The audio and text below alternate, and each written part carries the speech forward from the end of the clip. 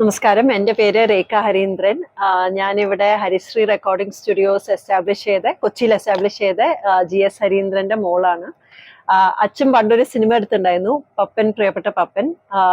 സിദ്ദിഖ് ലാൽ അങ്കിളുടെ first script ആയിരുന്നു ഈ സിനിമ. ആ സമയം അത് അത്ര നല്ലോണം ചെയ്തില്ല. അപ്പൊ അതുകൊണ്ട് അത് കാരണം കുറെ എക്സ്പോഷർ കിട്ടിയായിരുന്നു സിനിമയോട് ഇഷ്ടം തോന്നിയിട്ടുണ്ടായിരുന്നു. പക്ഷെ നമ്മൾ ആസ് എ ഫാമിലി ഒരു സ്റ്റെപ്പ് ബാക്ക് എടുത്തു. ആക്ടിങ് അങ്ങനെ പെർസ്യൂ ചെയ്തില്ല. പിന്നെ കല്യാണം കഴിച്ചു, US മൂവ് ചെയ്തു. എന്നിട്ട് കുറെ വർഷം കഴിഞ്ഞിട്ട് ചെക്ക്മേറ്റ് എന്നൊരു സിനിമയെ പറ്റി ഒരു ഓപ്പർച്യൂണിറ്റി വന്നപ്പോൾ അതിന് ഓഡിഷൻ ചെയ്ത് ജെസ്സി എന്നൊരു ക്യാരക്ടറിനെ എന്നെ സെലക്ട് ചെയ്തു. ഇതിലെ ഒരു പ്രധാന മെയിൻ ഹീറോയിൻ റോളാണ്. ഒത്തിരി ചാലഞ്ചസ് ഉണ്ടായിരുന്ന റോളായിരുന്നു. ഒരു 360 ക്യാരക്ടറാണ്. റൊമാൻറ്റിക് ടു കുറച്ച് സ്ട്രീറ്റ് സ്മാർട്ട്, കുറച്ചൊരു കളത്തരം, അങ്ങനെ എല്ലാം ഒരു ടൈപ്പ് ഓഫ് റോളാണ്. അപ്പോൾ ആ ഒരു റോളിന് എനിക്ക് ആക്ച്വലി കേരള ക്രിട്ടിക്സ് അസോസിയേഷന്റെ നവാഗത ആക്ട്രസ് അവാർഡും കിട്ടി. സോ ഹോപ്പ്ഫുള്ളി ഇത് എല്ലാവരും അക്സെപ്റ്റ് ചെയ്യുമെന്ന് വിചാരിക്കുന്നു. August 8 സിനിമ റിലീസ് ചെയ്യുന്നത്. എല്ലാവരും കാണണം, സപ്പോർട്ട് ചെയ്യണം.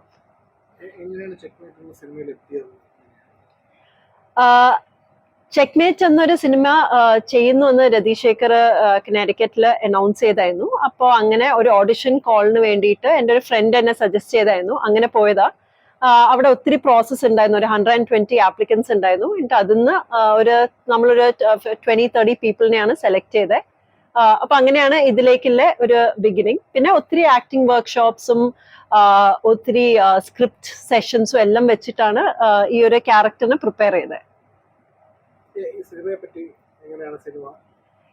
Cinema completely shot in the US. Checkmate എന്നൊരു സിനിമയിൽ ഇപ്പൊ നാട്ടിൽ നിന്ന് വന്നിരിക്കുന്ന അനൂപേട്ടനും ലാലങ്ക്ലും ആണ്.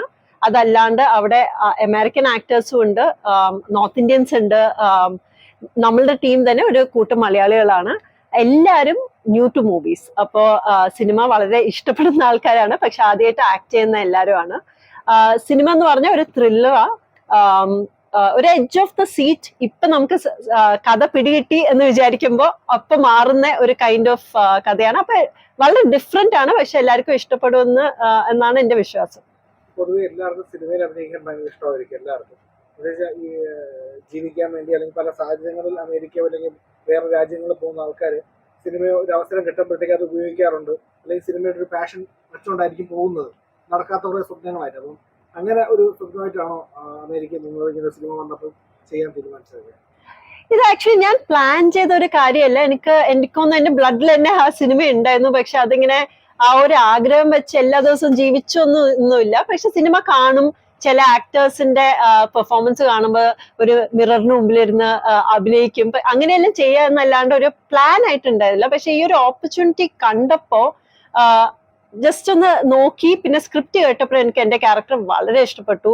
ഒരു ഫസ്റ്റ് മൂവി തന്നെ ഇത്രയും നല്ലൊരു ക്യാരക്ടർ കിട്ടുന്ന കുറച്ച് റെയർ ആണ്.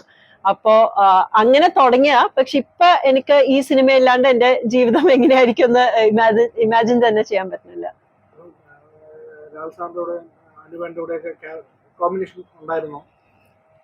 സോ എന്റെ മെയിൻ കോമ്പിനേഷൻ അനുപേട്ടന്റെ ഹീറോയിൻ ആയിട്ടാണ് ഈ സിനിമയിൽ ഞാൻ വരുന്നത്. ലാലങ്കിളായിട്ട് ഒരു സീൻ ഉണ്ട്. അത് ബിക്കോസ് ഓഫ് എന്റെ ഒരു ബാക്ക്ഗ്രൗണ്ട് വിത്ത് ലാലങ്കിൾ, അത് it is very close to my heart. പക്ഷെ മെയിൻലി അനുപേട്ടനായിട്ടുള്ള സീൻസ് ആണ്.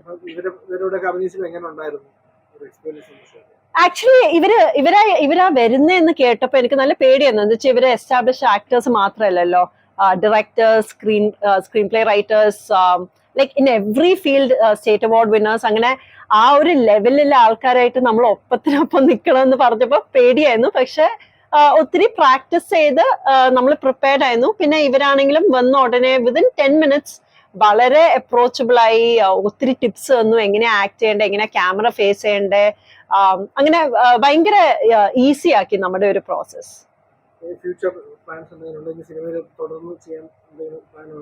ആഗ്രഹമുണ്ട്. ഈ സിനിമ ചെക്ക്മേറ്റില് കണ്ടിട്ട് ഇപ്പൊ ആൾക്കാർക്ക് ഇഷ്ടാവുമെന്ന് പ്രതീക്ഷിക്കുന്നു. അങ്ങനെയാണെങ്കിൽ പുതിയ നല്ല ക്യാരക്ടർ റോൾസ് വല്ലതും കിട്ടിയാൽ ഡെഫിനറ്റ്ലി ഇൻട്രസ്റ്റഡ് ആണ്. So hoping for the best.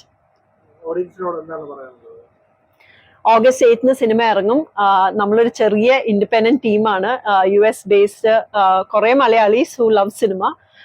ഒരു ഡിഫറെന്റ് ടൈപ്പ് ഓഫ് മൂവിയാണ്, പക്ഷെ എൻ്റെ ഒരു ഒപ്പീനിയനിൽ എല്ലാവർക്കും ഇഷ്ടപ്പെടും. അപ്പൊ പ്ലീസ് നമ്മളെ സപ്പോർട്ട് ചെയ്യണം, സിനിമ കാണണം, അതാണ് മെയിൻ റിക്വസ്റ്റ്.